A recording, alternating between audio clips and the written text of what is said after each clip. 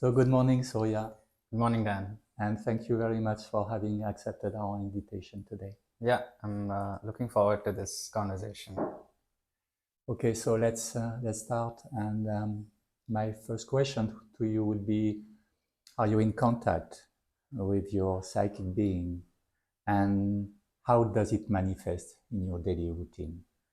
From what I've read about the psychic being and getting my sense of it, I would say there is some connection with that deeper sense of self that the Mother and Sri Aurobindo called the psychic being. Mhm. And for me, it manifests most easily as devotion and a strong sense of faith. That's been like one of the key pillars of my spiritual journey, and that is what has led me to this point. And I can see that growing sense of faith and devotion, that's the most concrete way in which it manifests. And another way it manifests is always giving me a sense of direction in life. So whatever the decision that I need to take in life, especially once that sense of awakening started, that spiritual journey started, I could always sense it's something is asking me to go in a certain direction that I don't necessarily understand.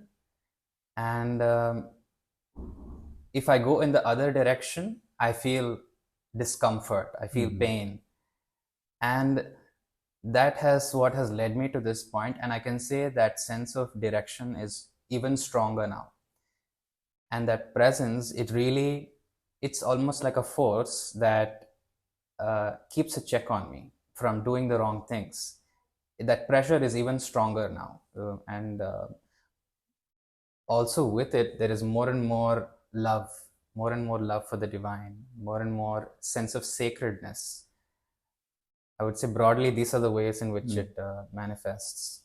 Okay, so it's a good start. And so let's go back to this sense of faith and devotion. Okay, is it something that is constantly part of you? Is it something which is spontaneous, or you have also to relate to something is it something natural, completely natural?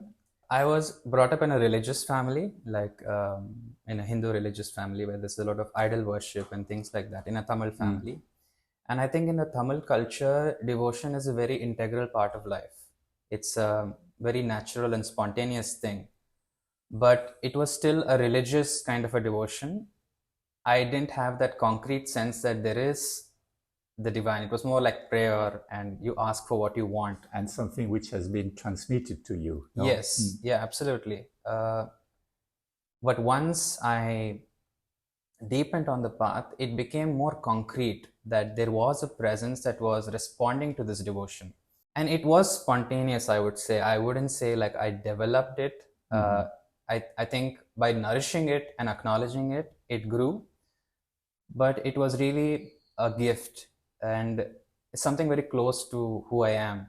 Okay, so we could say that this sense of faith and devotion are settled for good within yourself, whereas this direction you might have more to practice and to find a way to deal with it. No, is it the case? Yeah, I think there are challenges even in faith and devotion at times when it gets veiled by surface things that are happening or challenges. But that deeper sense of even if there are turbulence on the outer nature and you feel like you can't feel the presence so easily, there is some deep place where I still feel that faith and devotion and the direction also. I would say they all kind of go together in some sense. And sometimes it gets veiled, but when I tune in deeper, it's always there. Okay, so could we say that you still have to make some efforts sometime to stay connected, and you could foresee in the future some place where it would be accomplished for good? Could we say that? Yeah, I would say there are periods where I need to say take silence or go to the Matrimandir or go to the Samadhi or just to strengthen that if there are some turbulent storms that are happening. And I would think that as I keep going further on the path, it would only grow stronger, and there would be less periods of it being veiled. Yeah. Okay. So there is some increase of this Absolutely, capacity since your childhood Yeah. and now, and we could foresee that something is developing also and Yeah. something is increasing. Yeah, absolutely. So back to this now, to this sense of direction, or to be in something which is, could we say, right to you or fair to you? Could you go a little bit deeper in this Yeah, aspect? the sense of direction, I don't think it's like right to me, but it's not a moral notion of this is the right thing to do versus the wrong thing to do. It's just very I think it's my own context. Like I had a very strong sense of direction that I should leave the corporate world. I was in the software industry for 2.5 years in the corporate job, and there was a very strong indication that this is no longer for me. And when I finally mustered the courage to quit my job, I just felt so alive. I just felt so much of this inner joy. And that was like one of the concrete moments, I would say. Like I felt that something was guiding me and asking me to take a step. And many people would see quitting a job as absurd or crazy. So, in that sense, it's something that just, I think, in the highest sense, is guiding me towards the divine. Like whatever outer manifestation that is, whatever those decisions are, it's secondary. But me following it is what's most important to me. Okay. And did it happen sometime that this inner guidance led you to uncomfortable position, or let's say situation in your life? Absolutely. Yeah. It's the same example when I had to quit my job. My father was a government servant, and he was in the same company for like 25 years until he retired. And work meant everything to him, work and money, because they also had their struggles as in their childhood, and work meant everything. It was your respect, it was your status, everything. And when he saw that his son, who had done academically well, quit his job, it was very difficult for him and very difficult for me, because it was during COVID time, and we were in the house together for like almost a year, me without being with a job. It was extremely difficult for me to even I didn't know what was happening to me. I didn't understand. I just knew that I was done with this old life and something new was emerging, but I can't tell to my parents that I don't know what I'm doing. I had to like somehow push on time, be in that difficult situation, and have arguments and conflicts. But I think that was part of the process. I just couldn't do otherwise. It was so clear. I just couldn't go back. But eventually, the harmony came back, and the understanding with the parents and the family also happened.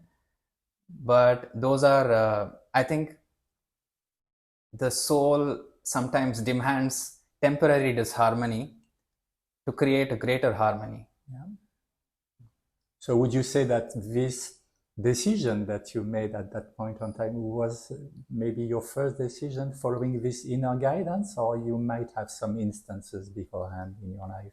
It was before as well. It was just after I finished my engineering college, I entered the job. That's when I already had a certain seeking. I was going through certain depression, emotional challenges, and I was really confused. I was just genuinely perplexed that why am I going through so much of suffering? And why does nobody understand what is happening or have an answer to it? That's where I think the first, that even that question came from that deeper space. And I started researching online, and I started like, because there was nobody to talk to about these things. That's what led me to learn about meditation and spiritual retreats and programs. So I would say I started nourishing or following that call from that time.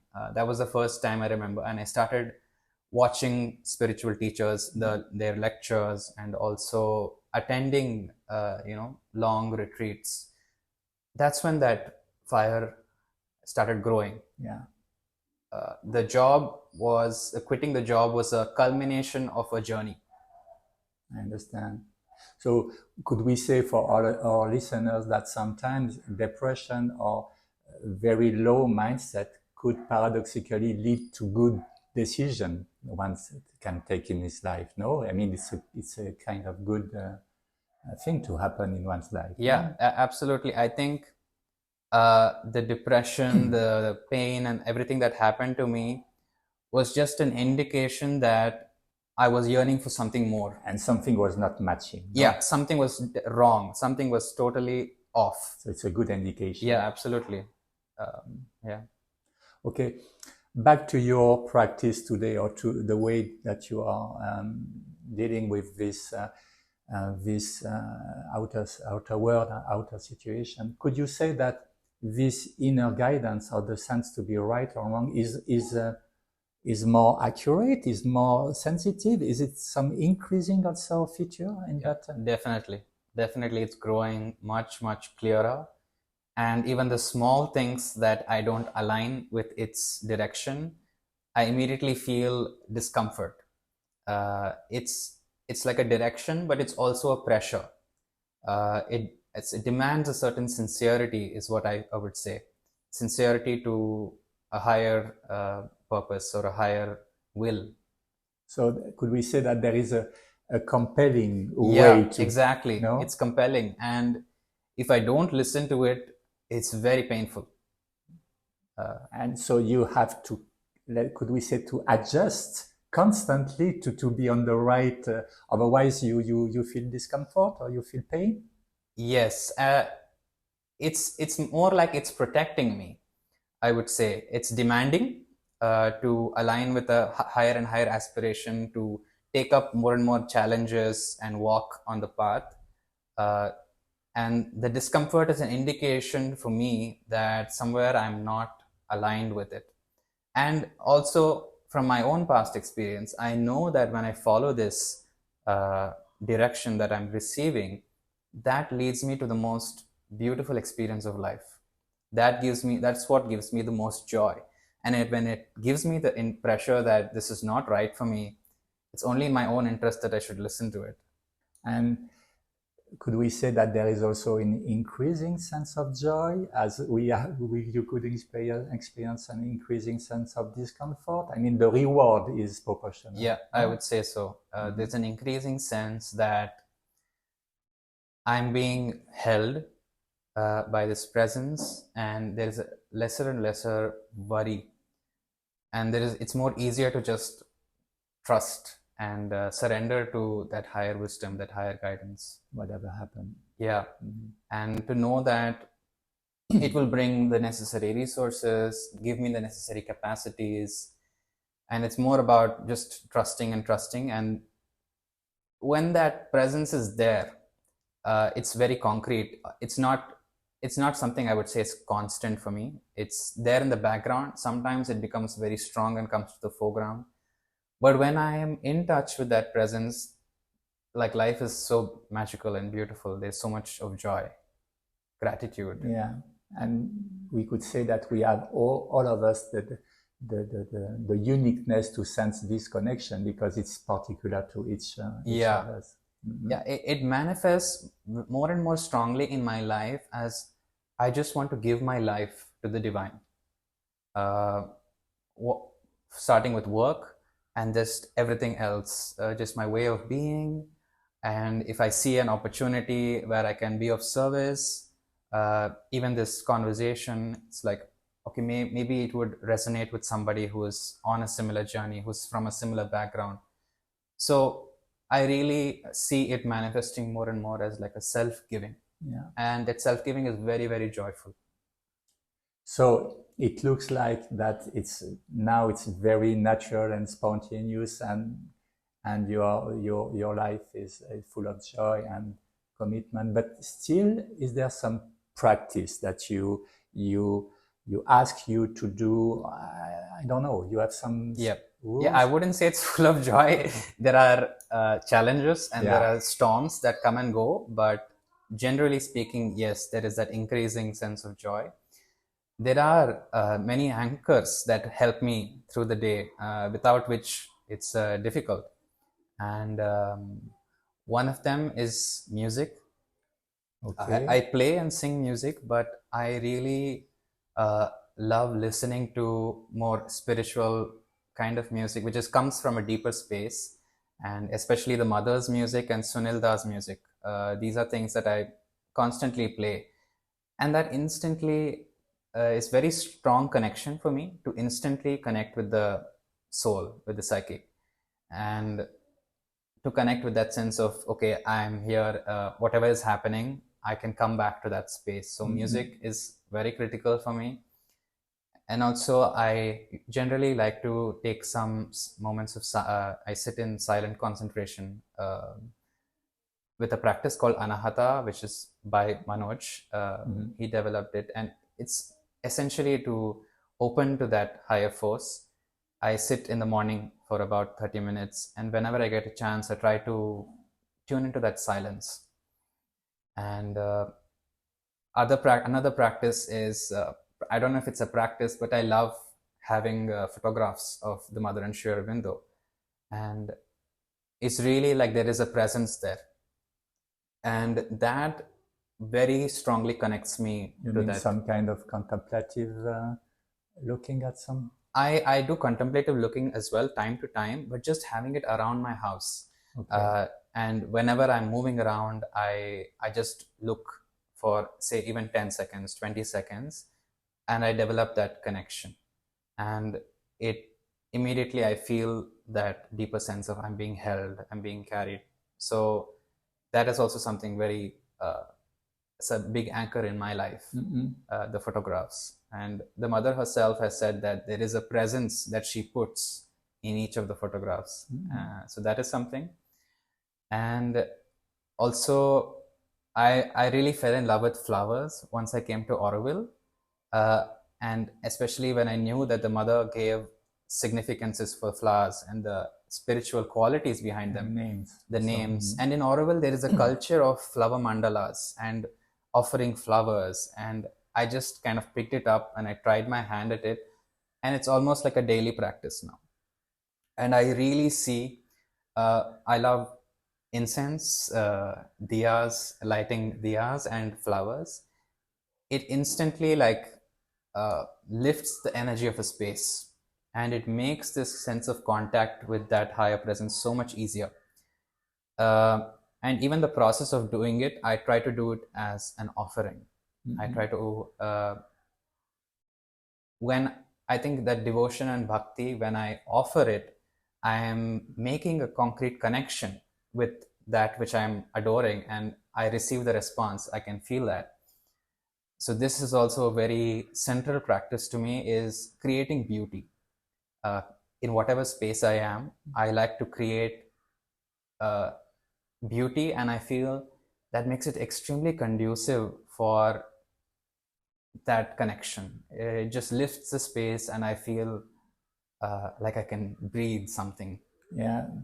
So there is this word of anchor, which is very significant and very meaningful in this conversation. I was thinking also to ask you about your body, your physical body, because it's very much connection with your heart, energy. But how do you embody this connection also with your inner guidance? Can you elaborate on that? Yeah, What is there some significant or specific sensation, physical sensation that can you understand or assess? Yeah, there is something which is happening. Right. When I feel that presence, or when I'm feeling connected to it, you mean? Yeah, it's a very concrete sensation, centered around the heart, that I do feel. It's a very concrete sensation. Is it warmth? Is it because according to the teaching of Sri Aurobindo's mother, so the psychic being spark is behind the heart. In it is warm. When I think about it, it is warm, and it's almost like a certain warm buzzing feeling, especially when it's where it really comes to the forefront. I can feel it in the chest. It's another way to assess that you are connected. Yeah, absolutely. at the other extreme of this question, I would like to ask you: is there some traps or some threats in your path that pull you back in this human stuff? Could you? Yeah, absolutely. It's been a journey of many challenges, and I would say similarly, when there is the joy and the warmth in the heart. When I don't follow, I can feel like sharp pains in the same space uh, when there is a disconnection. And uh, like when growing up and in my earlier years in college and a little bit into the job, I struggled a lot with addiction, uh, especially around pornography and things like that. And I think that was a very deep quest for me to figure out how I can come out of this. And that was always something that pulled me away from the spiritual journey and progressing further and further. And I would say that one very concrete indication for me that I have progressed is because it's extremely challenging. It's an extremely difficult thing to conquer or difficult thing to come out of. Overcome, yeah. Yeah, and for me, like that sense of connection with the mother and Sri Aurobindo, with the psychic, with the soul, the concrete indication has been for me how it's guided me to see the consequences of that first, to recognize its consequences, and in my own lived experience and also from my energetic understanding of that, now how it is really guiding me with this. When I create sacredness, when I have these anchors, it's really pulled me something else. It's not my own effort. There's been many, like, you go 2 steps, you fall down, you go 2 steps, come 1 step back. So through that, I've really been guided to, I wouldn't say completely overcome, but to a large extent be guided and be held with a higher force. Yeah. And for the audience also, we could say that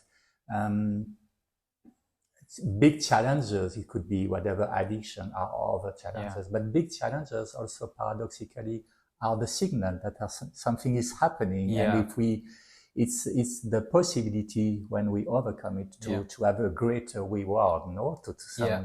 I would say that challenge, apart from other challenges, that challenge really forced me to deepen my inquiry and deepen my quest. And it's given me a lot of strength. Find the answer to it. How do I really overcome this addiction? And it's been, in retrospect, I am grateful for it, because without that intensity of the challenge and the suffering, I wouldn't have gone this far. Yeah, absolutely. That thirst of seeking was really created by these difficult circumstances. How do you, to conclude this interview, how do you foresee your future in a couple of years? So do you think you will deepen more and more this? Yeah, absolutely. I mean, being part of Auroville is it's really a magical adventure, and I see that when I am in this path and following that deeper call within, I am compelled to become things that I don't even understand, to grow so fast and develop capacities I never knew I had. So I know that this is not my doing. I know that there is something else that is guiding my journey, and I'm just very happy to follow that. And I have no idea how it's going to unfold, but I'm really passionate about the dream of Auroville, and to give myself to the Mother and Sri Aurobindo's vision. And wherever that will take me, whatever work that means I have to do. And I'm currently working with Purnam Centre for Integrality with Manoj and Divyanshi, and there's a lot of beautiful work that is happening, and I can see that I'm receiving more and more responsibility, more and more work, and I'm just really happy to contribute to that this incredible vision of helping manifest the divine on earth and creating that city which people can be inspired by. and be inspired. I'm just so inspired by the people here and how they give themselves, how they give their life for something greater. So that's what inspires me, and that's what I'm really looking forward to. I feel there's so much of such an adventure that is ahead. Thank you very much. Yeah, thank you then.